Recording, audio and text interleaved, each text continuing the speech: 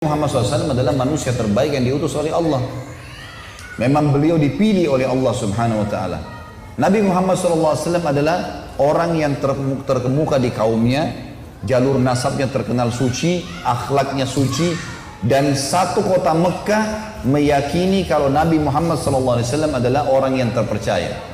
Waktu beliau sedang naik teman-teman sekalian di atas bukit namanya Abi Kubais. Waktu Allah suruh perintahkan, hai Muhammad, sampaikan agama ini kepada keluargamu, ke orang Mekah. Maka kata Nabi SAW, hai orang-orang Mekah, hai Quraisy, berkumpul semua orang.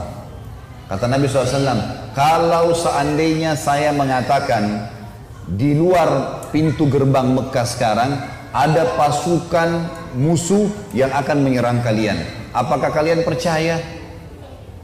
Kata orang Quraisy semuanya satu Mekah bilang, iya, karena kami belum pernah mendengar kau bohong satu kali pun dalam hidupmu. Nggak pernah dusta satu kali pun. Kata Nabi SAW, ketahuilah, saya utusan Allah, di antara dua tangan saya ada siksaan. Maksudnya, yang patuh masuk surga, yang durhaka masuk neraka. Nabi SAW adalah manusia terbaik, jalur nasabnya terkenal paling terbaik. Terkenal dari turunan raja-raja Mekah, karena Abdul Muttalib kakaknya raja Mekah. Juga fisik sangat sempurna. Kata para ulama, kalau seandainya Yusuf alaihissalam diberikan seperti kegagahan dunia, maka Nabi SAW diberikan seluruh kegagahan dunia. Tidak pernah ada orang yang lihat Nabi SAW tidak suka. Sempurna. Disebutkan dalam riwayat kalau beliau tinggi besar, kekar. Tinggi besar dan kekar, gitu kan. Disebutkan jarbu itu tidak terlalu tinggi, tidak terlalu pendek. Dan orangnya kekar semuanya. Nabi SAW kekar, memiliki dada yang bidang, pundak yang lebar, perut yang tersusun seperti batu yang keras.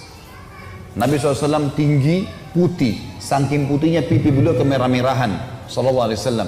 Dan alisnya tebal berwarna hitam seperti busur panah, melengkung seperti busur panah. Dan bola matanya besar, bola matanya yang putihnya putih bersih, yang hitamnya hitam pekat.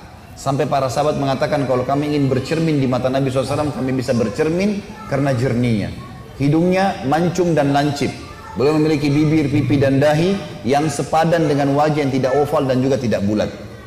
Nabi SAW memiliki rambut tidak keriting, tidak lurus, berombak, yang dibiarkan sampai ke kuping atau ke pundak. Jadi Nabi SAW sangat luar biasa, tinggi, putih, kekar, gagah, segala macam. Akhlaknya jujur, amanah, orang semua percaya. Memang manusia terbaik ini. Sampai salah seorang sahabat namanya Ka'ab radhiyallahu anhu. Ka'ab ini teman-teman sekalian, dalam hadis Bukhari, pernah lagi lewat di depan rumah Nabi SAW, dan kebetulan waktu itu lagi bulan purnama. Kalau kita biasa pertengahan bulan, tanggal 13, 14, 15 Hijriah, biasa kita puasa Ayyamul Bid. Nah itu kalau pada saat itu lagi bulan purnama tuh. Biasanya bulan indah sekali, bagus gitu, bisa dilihat, jadi kayak besar, warnanya kekuning-kuningan gitu. Kata Ka'ab, saya pernah menyaksikan bulan purnama gitu, di depan rumah Nabi SAW. Maka saking indahnya, rasanya saya tidak ingin mengalihkan pandangan mata saya. Lalu ternyata tidak sengaja, ya, tidak janjian, tiba-tiba Nabi SAW membuka pintu rumahnya. Dan beliau keluar, baru saja mandi, menyisir rambutnya rapi ke belakang, dan Nabi SAW menggunakan jubah berwarna merah bergaris hitam. Dan aku menemukan, kata Ka'ab, Nabi SAW lebih indah daripada bulan itu. Sempurna luar biasa secara fisik, secara akhlak sempurna, jalur nasabnya sempurna. Ada orang subhanallah mengidolakan seorang artis mungkin sudah meninggal dari tahun 60-an pun, dipasang posternya, diikuti cara ngomongnya, diikuti cara langkahnya, mungkin sisiran rambutnya. Kita orang Islam punya idola satu orang saja, Nabi Muhammad SAW. Orang yang dipilih oleh Allah menjadi manusia terbaik. Ini orang bukan main-main. Allah yang memujinya. Allah mengatakan dalam Al-Quran, memastikan kalau memang dia adalah utusannya. Dalam surah Fatih ayat 40, surah nomor 48 ayat 29. A'udzu billahi minasyaitonir rajim. Muhammadur Rasulullah. Muhammad ini benar-benar utusan Allah. Pernah ada satu orang Bapak Ibu sekalian namanya Ruqana. Ruqana ini pegulat. di Mekah ya. Jadi dia bukan dari Mekah, tapi ini masa fase Mekah dulu. Ada satu orang di Jazirah Arab namanya Rukana, orangnya kekar, tinggi besar, dia profesinya selalu gulat. Jadi dia datang ke satu suku ini ditantang sama dia, siapa yang mau gulat sama saya?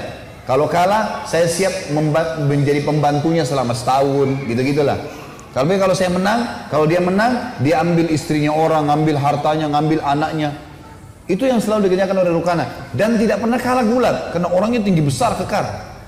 Waktu dia dengar Nabi SAW, orang Quraisy lagi punya masalah dengan Nabi di Mekah, dia datangi orang Quraisy, dia bilang, "Hai Quraisy, mau nggak saya permalukan Muhammad buat kalian?"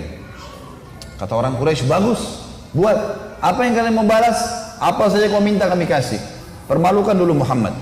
Nabi SAW lagi tawaf. Ini si Rukana naik di atas batu tinggi lalu teriak, "Hai Muhammad." Nabi SAW balik, "Kau mau saya beriman? Ikut kamu?" Kata Nabi SAW, "Tentu saja." Kata Rukana, "Saya punya syarat." Kata Nabi SAW, "Apa syaratmu?" "Kalau kau bisa kalahkan saya bergulat, maka saya akan jadi pengikutmu." Rukana pikirin Nabi nggak bakal iyakan, karena orang semua takut sama dia, gitu ya. Nggak pernah kalah bergulat, memang orangnya besar, tinggi besar, mengalahkan postur tubuh Nabi yang tinggi. Dia kaget, waktu Nabi bilang, mengatakan, "Baiklah, bergulat dengan Nabi SAW." Dan perlu Bapak Ibu tahu ya, semua Nabi-Nabi dan Rasul diberikan kekuatan 10 orang laki-laki. Semua Nabi-Nabi dan Rasul, semuanya. Jadi mereka memang untuk membela agama Allah dikasih kekuatan 10 orang laki-laki. Nabi SAW gulat sama Rukana, beberapa gelakan, gulat ini agak sulit ya. Bukan dengan berantem umumnya, emang dia harus menekuk sampai musuhnya nggak kuat lagi. Bukan melukai, bukan memukul wajah, bukan segala. Ditekuk oleh Nabi, nggak bisa bergerak Rukana. Nggak percaya dia. Saya mau tantang lagi, 2 kali, 3 kali, sampai 10 kali Nabi kalahin dia. Dan tidak bisa dalam gulat itu susah, dalam 1 kali gulat itu kemudian 10 kali ditekuk musuhnya itu luar biasa. Kalah nih Rukana, nggak bisa bergerak. Terakhir Nabi SAW tekuk, nggak bisa bergerak. Lalu yang terjadi Bapak Ibu sekalian, Rukana bilang, "Saya mengaku kalah, tapi saya tidak mau beriman kecuali pohon ini bicara." Ada pohon kurma di situ. Semua satu Mekah orang saksikan itu, pohonnya bilang, "Asyhadu an la ilaha illallah wa anna Muhammad Rasulullah." Ini mukjizat Nabi. Pohon ngucapin syahadat. Ini kalau teman-teman ikuti ceramah saya di YouTube ada itu tentang mukjizat Nabi Muhammad SAW. Banyak sekali. Di antaranya ini, pohon aja memberikan syahadat, kesaksian. Pernah Nabi SAW lewat di satu tempat, ada unta lagi ngamuk. Unta ini kalau ngamuk teman-teman di suku Najjar di Madinah. Ini kalau ngamuk bisa gigit, bisa nendang, mirip kuda. Apalagi kalau unta jantan, biasanya nggak sembarangan orang bisa taklukkan gitu. Maka Nabi SAW masuk bersama Jabir, sahabat Nabi yang lain radhiyallahu anhum ajmain. Pas masuk kata Jabir, "Ya Rasulullah, hati-hati, di depan anda ini ada unta jantan yang sedang ngamuk." Maka Nabi SAW pun pada saat itu mendekati unta itu dari atas unta beliau. Unta ini lagi ngamuk nih, nyerang-nyerang orang. Kata Nabi SAW, "Ta'al," dipanggil, "kesini kamu." Unta itu, tiba-tiba unta itu orang semua saksikan, waktu lihat Nabi diam.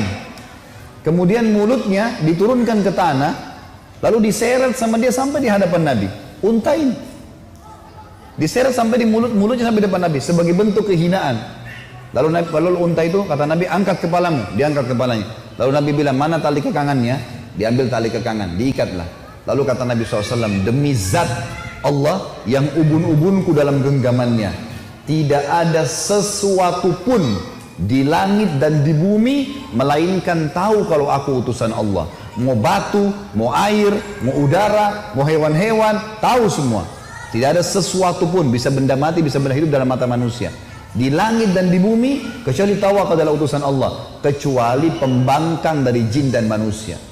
Yang lain semua ini beriman sama Allah, nggak ada yang tidak tahu itu adalah Rasulullah, gitu kan.